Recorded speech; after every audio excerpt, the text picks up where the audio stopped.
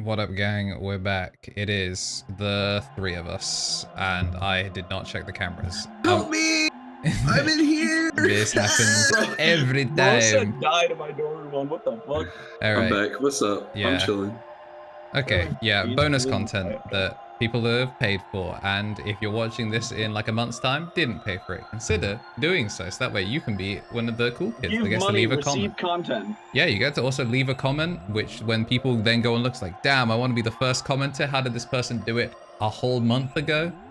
Quite literally pay to win wallet diff. But yeah, we're gonna be, instead of doing like another list, this time we're just gonna talk about cool things in Digimon, because Digimon has like a whole lot of lore and flavor and other like nerd stuff, and we want to nerd out about it because I think it's very cool that the game does its best to recreate moments or reference the anime as best it can.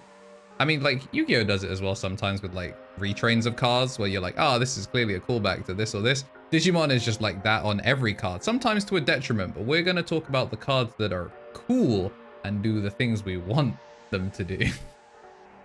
Yeah. I got a banger, boys. All right. You want to start us off? Yeah, I don't know how much of our viewing audience is as Digimon game pilled as I am, but I had this conversation with a good friend of mine and friend of the show, Johnny Love. For centering him. And one of the things I like to include when we talk about like the flavorful cards in the Digimon TCG is my dude Zwart-D. Zwart-D, Oh, if you local don't know, man too angry to die. well, also local man too angry to die. He does this thing where, in the premise of Digimon, I think it's Digimon World Next Order. Play it on Switch. It's really good. He does this thing where the premise of Zwart-D is that he just shows up. Like there's an entirely separate plot beat about like finding the analog youth and like working out what's going on in the story, because you are the next wave of kids who get sent to the digital world to help Digimon out.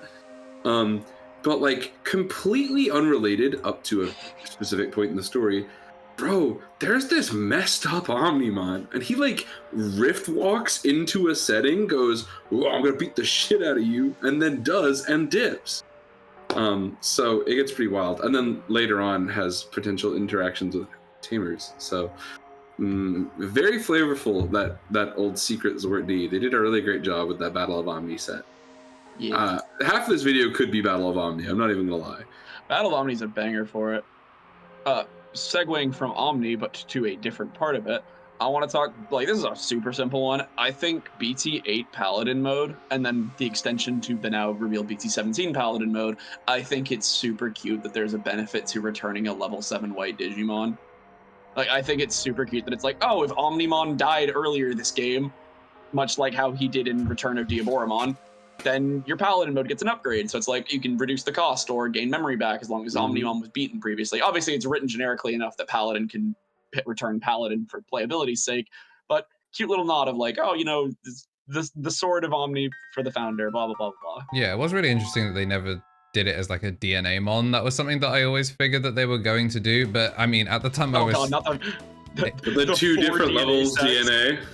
Blue, red, green DNA. Yeah, it would have been weird, but I mean, to be fair, I mean, we only just got a DNA Omnimon, so like a DNA Pally was like long away. Yeah. It was funny though, because you could also, like, the easiest way to set that up, before EX, was it 3, where we got the pitch the pitch Veemon? Veemon, you just had to hope one was checked in security. Or you just run Mercy mode, because it's just like a white level 7 that would just immediately go straight to source. Yeah, it gives your thing back. Yeah. That's a cool one. Yeah, there's a lot of good stuff in, like, I mean, Paladin mode Ace is not a secret, but like a lot of those like high level Digimon kind of just get a lot of love. One card I was gonna shout out is the absolute like nailed it flavor that they managed when they got to Cross 7 Superior mode. Oh, I was gonna save that for later. Yeah. Well, you want to talk about it? Yeah, I mean, like, it really is just, and now you get to recreate the end of Cross Wars, where you slam your Shoutmon down, the big bad guy is staring you down. What can you do? You have friends, and so you can pick up Digimon. Doesn't fucking matter, like, you know, there's no listed materials here anymore, bro. Everyone who is on the team, everyone who can come to the cookout can be part of the Megazord. Get your ass in here and get that shit on the bottom of the deck. The only complaint I have with that card is that its alt art isn't the bit where like he leans back and screams, "I am the future king." It's like the only complaint I have about that card. It's a fucking 11 out of 10 knockout. Perfect card. Mm-hmm. You got a pick, Andrew? You got one off the top of your head? I think we can throw it back to the beginning. It's something that came up in a video that has talked very similar to this one. Shout out to Taste of Victory. I'll have it linked as well in the bottom. He talked about lore and the fact that there are 2 Omnimons that exist to specifically recreate our war game is kind of funny. Like the ghost rare fire. Like just delete something and then delete everything of the same name exists to shoot all the Diaboromon. Now it's bounce, what is it? It's bounce all of the same level, then delete the last one, because Garurumon fires first, which means it's like Kakaita's breath and bounces all the Diaboromons, and then stabs the last one. Is very, very cool that it's specifically in that order, just so it exactly does the correct sequence. Is a nice attention to detail. It's absolutely peak. Speaking of our war game, as a well-established fan of Fox Kids' Digimon the movie, I would like to just make reference to all of that little bundle of joy. I want to give a little shout out to 2 cards from BT17, Secret Rare Greymon and Parasimon. I think it's absolutely peak that Greymon beats Parasimon by 1000 DP. I think it's absolutely peak that he's still called Koromon to the kids when he's already Greymon now. You can you want to be a big guy. Yeah, there's a bottomless pile of flavor. Like, all the movies get a lot of love in BT17. Like, they pretty much like we talked about, like, you know, Battle of Omni could be this video. Like, dude, BT17 could be this video. It's nearly all perfect. But it's not just limited to those though, because it's like some of the early anime archetypes. Some of the like archetypes dedicated to the anime, even like one-off gag villains, not even one-off gag villains, like characters that you don't think would get as much love as you think. Yep. I think DarkKnightmon is done in such a way that like it viscerally feels like what I felt like as, you know, end of high school watching Digimon Cross Wars just to see if I still like Digimon as an IP. Spoilers, I did. I think it's so funny that DarkKnightmon is represented as exactly what he felt like in the show, where it's like, nice, we finally beat DarkKnightmon. We can move on to a new, oh, motherfucker, you're split in half again. And then it's like, oh, we cornered SkullGreymon and Deadly Axemon. This means we don't have to deal with, oh, motherfucker, someone held a cross loader up. And it was just that ad infinitum. And then they were like, wait, that's literally an archetype waiting to be designed. And so they made this fucking Matryoshka doll of, and the two Tweedledee Tweedle dumbass will keep floating forever. Also, what's it called? Dark Knight X, like, betraying, like, obviously Dark Knight X was not in Cross Wars, but like the benefit of killing Nene is just like, Nene having an on delete is such a fucker's joke, but it's so good. Yeah, it's you literally are incentivized to stab her in the back.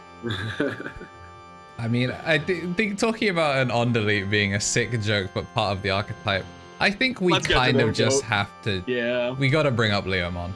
Like, it's so they nailed it. Funny. He dies in every media. He dies in the original Adventure canon. He dies in Tamers. He dies in X Evolution. X Evolution. He dies before the title drop. Yeah, like, it's just, they make it consistent, you know. He shows up and fucking try and dies again.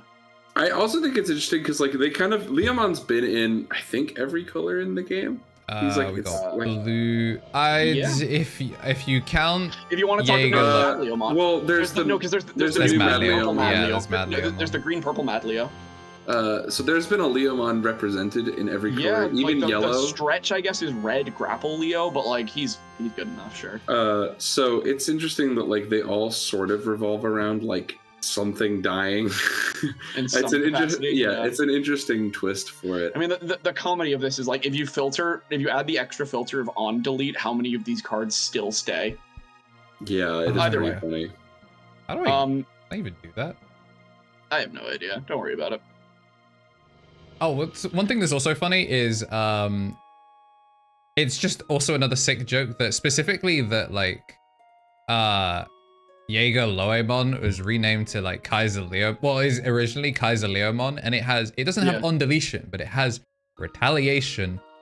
on the purple tamer who trips yeah. and breaks his leg and therefore has an on deletion. So like he still manages to fit both archetypes whilst being playable. Speaking of which, there's also another cute little flavor thing in here that's on this page. Hey yo, is that Fist of the Beast King? Oh, with Beelzemon using it? Yeah.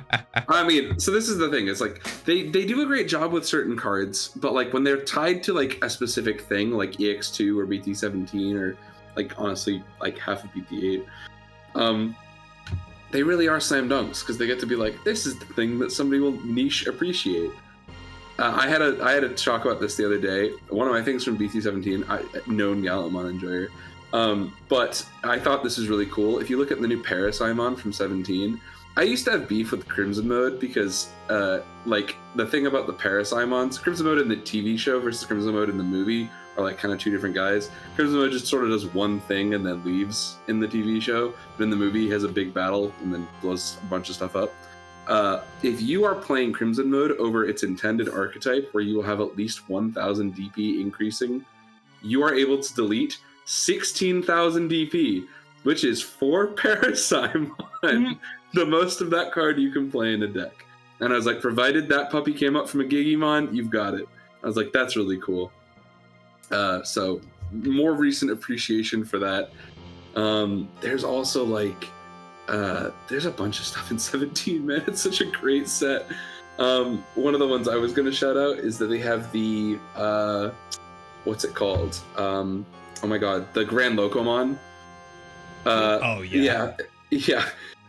He is the like piercing inherit because he literally just runs through stuff. And I was like, it's just like dumb jokes. It's perfect. Yeah. Yeah. Very cool. Let's see, what else is there? I mean, there's like a bunch of bangers. Yeah, one of the ones that, like, I guess throwing it back to like the Digimon games and the Digimon media has treated armors so differently depending on what is going on. In the anime, like the armors are supposed, like they stop using them basically as soon as they can evolve into champions, which whack. But also allows them to like DNA, and then they basically stop using the champion level Digimon for the rest of it because it is, funny enough, DNA turbo the rest of the show. But like armors in the game have been treated as level 4s at the champion level so they can go over rookies, but Magnamon kind of led the charge as like this Digimon, depending on what it is, it costs slightly more, it's harder to get, but the power level is higher than the rest of the level 4s for the most part, can contest level 5s pretty easily. Like BT8 Magnamon, if you're running full armors, could go for stupid numbers by like late game because he was supposed to be nice like that. Yeah, he was the armor that was big enough to not get bot decked by Pyldramon, for example. Yeah. He was like conceptually as strong as Pyldramon. But him also being level 4 means you get bounced by like Wergurumon X, which was just unfortunate. But then like the Magnamon that's for Royal Knights is like, it's very clearly not the same Magnamon that Davis was using in the movies and stuff like that. Gets no benefits for, you know, having been Veemon in the other armor forms. Yeah. Instead, the benefit is just, oh, that's Magnamon. Yeah, because and all the Royal Knights specifically are mega levels. Like everyone is a mega, and then Magnamon stands out as like the, what are you doing here? But it is implied that Magnamon is a mega level Digimon, which I think is really interesting there as well, because like in the show, like Chimera is an ultimate in the TCG, but he's combined from a bunch of things and was supposed to be stronger than ultimate levels, so was kind of implied a soft mega, and him going toe-to-toe with Magna implies that yeah, he's like somewhere around ultimate mega. All the armors are considered ultimate levels in the story games like Digimon World Dawn, Cyber Sleuth, all that. They're all ultimates that you can't do anything with. But again, he also fights Cherubimon in the movie with Golden Rapid, and those two new like Rapid and Magnas are insane. Like they're so strong because they were supposed to contend with a mega level. So they've made like the golden armors and by extension some of the new reprint armors, like the new Flavorful, they are stronger than champions where they're supposed to be, and actually somehow still manage to fit into the number constraints of like, how do you make a level 4 that's not quite a 5 but isn't as weak as a 4, but then can still like actually be a mega when it needs to. All the X-Antibody versions are at least megas, thankfully. Like, I don't know. I think the armors are all very, very cool. I'm a big armor guy, big fan. We have 3 videos now that reference armors, so Lamau. Even the stinky ones. I think that's like my main like lore like obsession is just how inconsistent they are. Wow, Andrew, how could you be such a nerd about a thing you care deeply about? Anyways, would you like to pan the camera back to my friend and I will talk about him and his weird brother? So, like the beginning of the conversation always starts with Ulforce, like Ulforce Veemon, talking about like Digimon as a programming, you know, like Digimon existing as programs and things, then like high-level Digimon are hackers and like can rewrite scripts and stuff. Ulforce has his, and it's like, you know, the bits where he sometimes either gets to go stupidly fast or time travel or regenerate, whatever. That's cool. I think the singularly 2 coolest cards for me in this game in terms of flavor right now are BT10's Omnimon X Antibody and BT9's Alphamon Oryuken. Damn, these cards are cool. I'll start with Omni because I think Alpha is cooler, and also think Alphamon as a Digimon is cooler. But like Omni X BT10 on Evolve. I mean, first of all, the art in the background is like a reference to the art for the regular art is a reference to the bit in Koda's story, the Pendulum era stuff, where it's after Omnimon has just killed Dorugora. And like so before it turns into Death X, which is fucking cool scene. But Omnimon on Digivolve lets you return one of your level 6s just as like as a cost to do it, but lets you look at your opponent's security and take something out of it. Omnimon's thing is the Omega Inforce, and it's like he can basically predict your every move in a combat scenario and adjust accordingly. So the way they did this in the card game is so fucking cool because he just flips your security face up and just diffuses the biggest threat. You flip that shit over, you see the Gaia Force and go, we don't do that here. Yeah, it is I am simply not going to, and then you just get rid of it. It's sick as shit. And then like the opposite end of that spectrum then is you go to Alpha, BT9 Alphamon Oryuken, which for starters, very cute thing that he's not really a DNA. If you go to, because like when Alphamon Oryuken is like formed for the first time in Koda and Yuji's story, it's after Oryumon is basically killed and the remnants of his spirit are picked up by Alphamon and turned into the sword. So it's not like a real full DNA. It's one Digimon that is at full power, pretty much at full power, one that is on death's door. So that's why it's Alpha with Oryu in sources, not a DNA. Kind of like also, how Pally is also just... Yeah, exactly. White level 7, you know who. You know who this is. Yeah, also means I don't have to get a second stack out, which fuck me, thank you.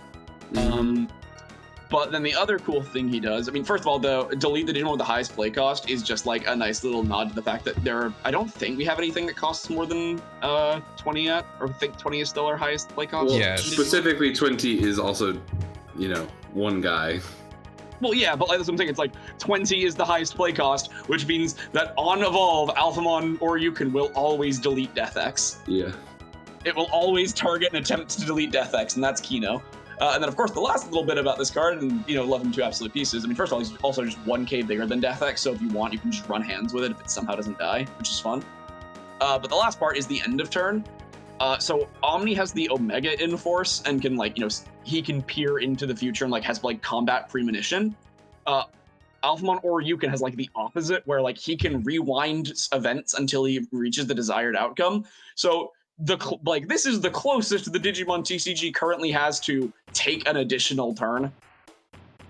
Like it doesn't, you know, you don't get a second breeding phase, you don't get your start of your turn, start of mains again, but return and gain 7 at the end of your turn is as close as we're going to get to a what's it called? To an additional turn for a little while. Yeah. Anyways, run the Rust Marrow clip of him going, time resets. Yeah. It's crazy as well because Alphamon... Kino, raw, fired. Alphamon giving you like the 7 back sometimes means you have more memory than you started the turn. The amount of times that you pass Harry the 1 or 2 desired outcome. and he just goes, I can't really do much with that. But let me show you what I could if I did. And just had you passed me this in the first place. Let me show you how nice I am with it. Yeah, anyways, this is the coolest card in the Digimon Monsters card games now. That's a banger. I like Alphamon. Controversial take. Insofar as the coolest as like flavor, I'll give you that. It's also a personal choice. But I don't think we can all go without giving special mention to Mr. Marcus Damon. Yeah, Marcus is not my guy. He's the surface level of Digimon TCG flavor, but fuck me, when we were all of us read BT12 Marcus when they showed him for the first time and went, holy fucking shit, they did it. He can run the man. Yeah, I always am like, when you look at BT12, they really get it for these decks. Oh yeah, all the pro tags were like, these are the beloved my Biomerge. Yeah, they gave Takato Biomerge. They gave Davis a way to get into fighter mode faster. Finally, they gave Takuya another Takuya, as well as like ways to cheat into Flavorful and more of your good stuff. Like they just kind of do what every pro tag wants, except Taiki. They made him a Hunter's card. But like they kind of knocked it out of the park with the other ones. Like, I mean, and then like of course the standout that everyone talked about, BT12 Marcus, is just like, it's fucking funny. He fights. Bro runs them hands. Oh, also, I know I said I was done talking about Alphamons, but when you closed the tab, I saw the other two there. I want to quickly bring a brief mention to BT6 Alpha and BT13 Alpha. 6 Alpha being able to target up to 12 Digimon. He's the Royal Knight. He's supposed to stop the other Royal Knights. So his entire shtick is that when he popped out of security, if one of them is running if the 13 are running amok, or so the other 12 are running amok, you can target each and every one of them and say, hey, cut that shit out. Very cool. Good design. And then 13 Alpha does a similar thing where like the floodgate stops high play cost Digimon from attacking, so most of the Royal Knights are covered by that. But also the all turns to not like leave play kind of goes into Alphamon's thing of like very often not working directly under Drazzle, sometimes often working against Drazzle. So it's why he can't be recalled like the other ones all can. Yeah, very good. I like Alphamon. He is the petulant teen. Yeah, bro is literally going, I don't wanna. Nuh-uh. I think one of the things about Marcus, like, obviously it's probably the bit that people are least happy about is that you evolve for free, but like, it's the thing that you do. Like, everyone forgets, like, yeah, he runs hands with the Digimon, like, yeah, but he's doing it for a very specific purpose. He's encouraging Agumon. Like, he does not. He runs hands, punches them, his hand starts glowing orange, he's like, hey, yo, Agumon, you want to hit? And he's like, ah, bro, sign me the fuck up. Yeah, like, people have got to remember, like, Marcus is the only one. Digi-Soul charge, gamer. He is the only one on the team that cannot naturally produce his Digi-Soul for any evolutions. He is quite literally beholden to, we need to run the fade before we get going. Like, one of the episodes where it's like, it's Demi-Mirror or something. So he like keeps pepper breathing them in order to make it a big enough target so he can actually land a hit. And then they just one tap it off the evolution. But it's like, why are we doing this? You're just making him more powerful. It's like, I think that's pretty cool. We always bitch about SkullGreymon should have said Tamer with Damon in its name. Yeah, because like all of the Damons are either red or yellow, and therefore would have perfectly So there is gone. one. Yeah, there's one other quick one that pops into my mind. This is like, if the artwork was better for it, I think it would have been a smash hit. I think the burst modes should have all played their tamers out, but I think the fact that Shine specifically does, it reminds me so much of the fight against Kurata. Like when he was fused with Belphamon. Me and Emily talk about this all the fucking time. We want more than anything a matching set of ShineGreymon Burst Mode BT13 and whichever Marcus they want, where it's like ShineGreymon's art is like him holding, like, you can see that he's holding his arm out into something, and then Marcus's art is him standing in ShineGreymon's palm. So we're like halfway there with You're halfway to it. With like the BT17. It's not like he's not stood in his palm yet. Like we're not done. What's really interesting though is like Final Shining Burst kind of does that in the way that it, like, instead of hitting you for like a minus 15k shrink, it hits you for 12 and then you play out Memsetter Marcus, who then is the final blow to do the extra 3. So it's like, it's the bit where fucking Marcus punches you first and then ShineGreymon hits you with the fucking like second hit. Or like even the other way around, because it's minus 12 first. It's like, yo, Marcus, finish him off. But it's like, yeah. Hey, yo, kick him in the dick. As for like kind of like concepts for flavor, because like Harry said, like Shine Burst and like Marcus has synergy. I want to make a quick shout out to Light Fang and Nightclaw as tags. They nailed that. Ooh, they nailed that. That's when I peak. am unable to evolve my Digimon into its level 5, into its ultimate form, so I will simply revert it back into a rookie to raise its API. to Yeah. raise its aptitude, so that way it can evolve into a higher level. Poggers! Yeah, and they figured out how to do it, like, so like they gain their stats, it's flavored to the card. The whole thing is like an actual loop. The tamer gets involved, the Digimon themselves gets involved.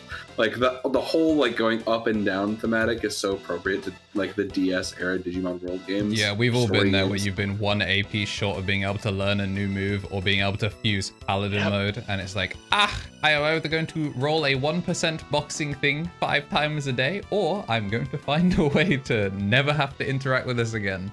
Mm-hmm. There was another one that I want to bring a quick Digimon Seeker spoiler shout out. Shout outs to BT17 Black Agumon from Oh yeah. from Seekers. Oh, where is he? I saw him. Second There row, he guys. is. Third in. Shout outs to Trauma Turbo Agumon. Big fan of the fact that when him and Kosuke meet, you can relive Kosuke's trauma, one memory and one draw at a time. There's a bunch, like, I mean, I also saw this every time I see this, I'm reminded there was this fucking awful joke I remember reading on the server. Someone was like, I want Saya, like Kosuke's sister, as a card in the Digimon card game. It's like, what's the gimmick? And someone fucking wrote, make her a mind link tamer who doesn't have the end of turn. Oh no. Oh jeez.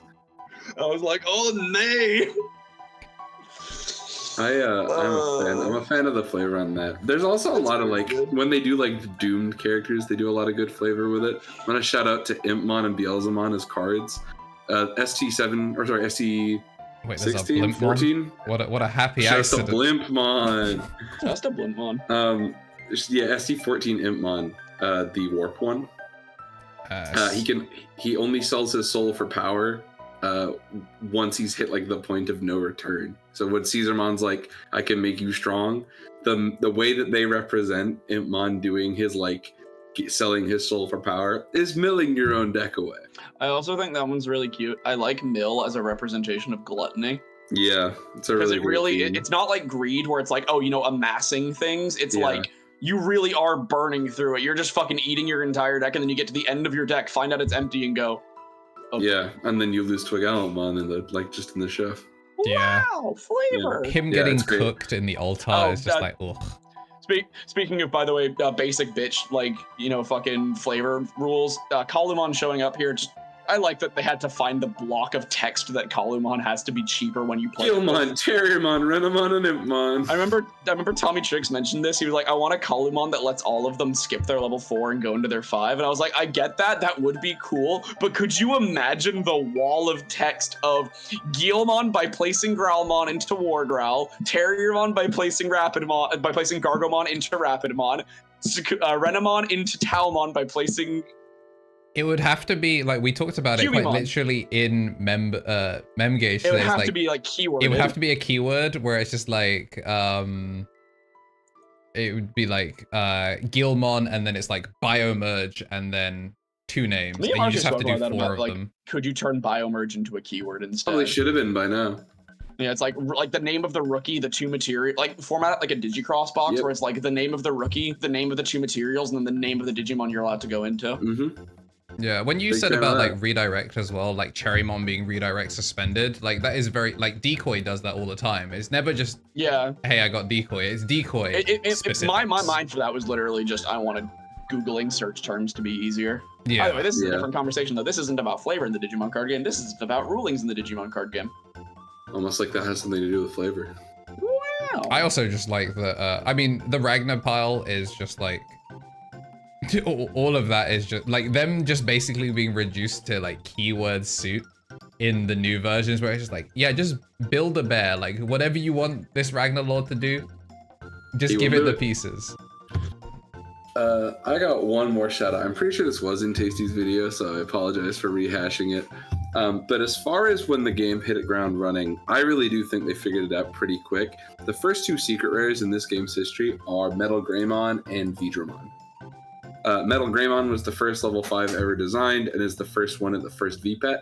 a really cool little throwback to that. He is inside, like if you kind of have a look at it, like he's inside the like loading screen from Digimon World, which is tight, like the original PS game.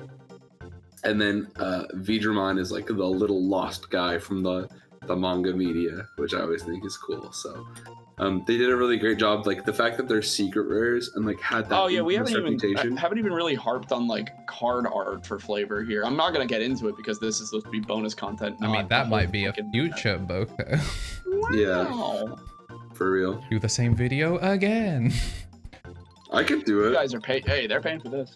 Yeah, I mean, I'm down. I mean, I'm paying for this. The Digimon card game has some of the most insane art. Like the fact that we have so many arts. If you like this IP, it's like it will treat you like the card game treats you so good for liking Digimon for as long as we all have. Because as much as like Yu-Gi-Oh does like alts, it's usually the same card with Yu-Gi-Oh's different alts are like, it's the same card with different foilings, or like very rarely they'll get Protax thing. Like you get like an alt art of Neos, but he's like stanced up differently. Or like your 17th like Blue Eyes.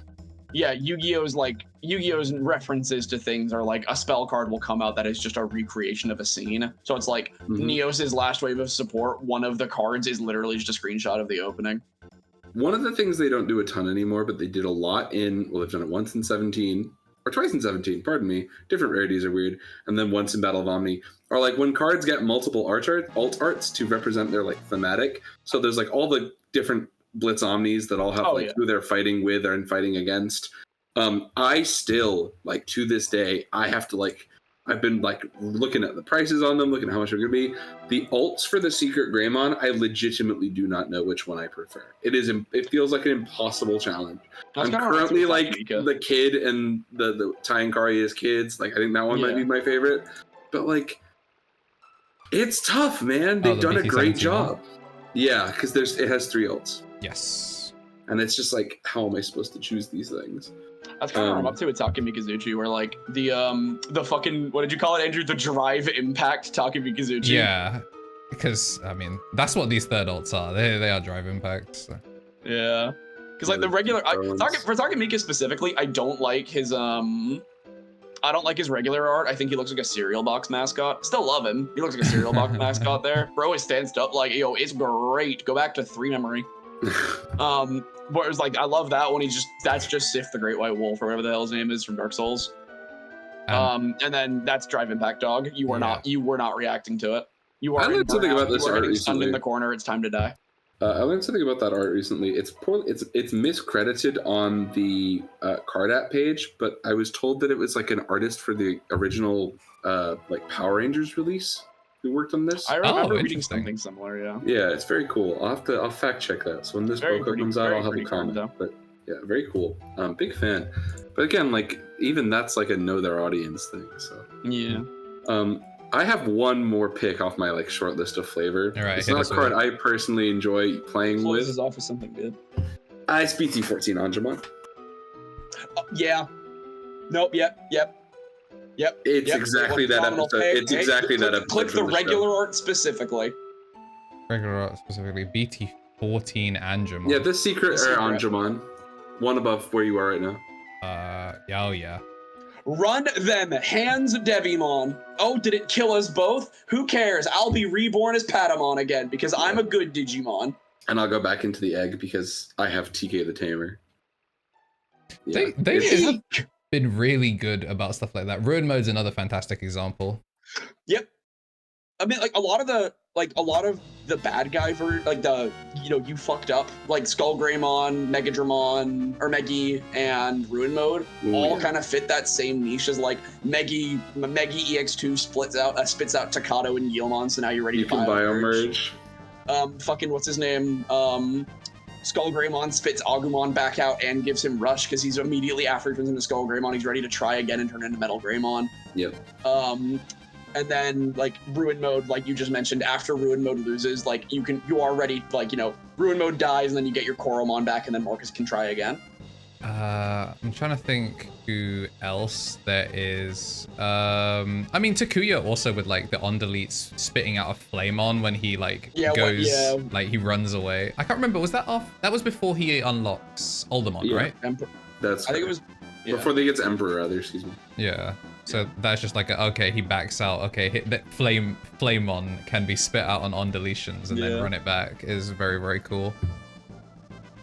But yeah, this is a banger flavor. I'm sure in the comments you guys will be happy to tell us the ones that we missed. What's that your were so favorite silly. example of Digimon flavor? When BT20 and the unification happens, we should revisit this and see like what new shit that is just like incredibly. When we get a new Digimon story game and that prints. When we get a cyber Liberator. sleuth, when we get our second cyber sleuth set, and I can point at the detective lady who is also Alphamon and go, oh my god, she turns into Alphamon, and then I can top an event because they give me a wave of support that isn't fucking 3 commons and an SR for a different deck. Instead, she's going to be a Setcon tamer, and you just play a bunch of different copies. Oh my god, it's Secret Alphamon. Y'all ain't telling me, by the way, that Liberator isn't being done so they can have artists work on dope card art for the game. I'm very excited. The comic book for that? Oh yeah. Hell yeah. By the time this comes out for the public, we might have already started doing our weekly catch-up once Liberator's actually out. We are definitely doing like, we didn't do it for Seekers. Bet. But like when nobody else read it, we're doing it. We're going to do chapter reviews. Me and Tom read Seekers. Nobody else read Seekers. I will read. I was in it for him. I will read Seekers at some point, but Liberators, we're gonna be on the pulse with it. We are going to just be like every week. No, because Pulsemon was in the last one. He's so fun too. Anyways, cut to the fucking end. Yeah, thanks for doing the bokeh. Thanks for being a channel member. And if you're not, consider being a channel member. Give money, receive content. Oh, if you're not a channel member, how crazy was the ban list where they hit Patamon? Yeah, if you're in the future, let me know when SkullGreymon comes back. Okay, shut up. All right, catch you later, gang.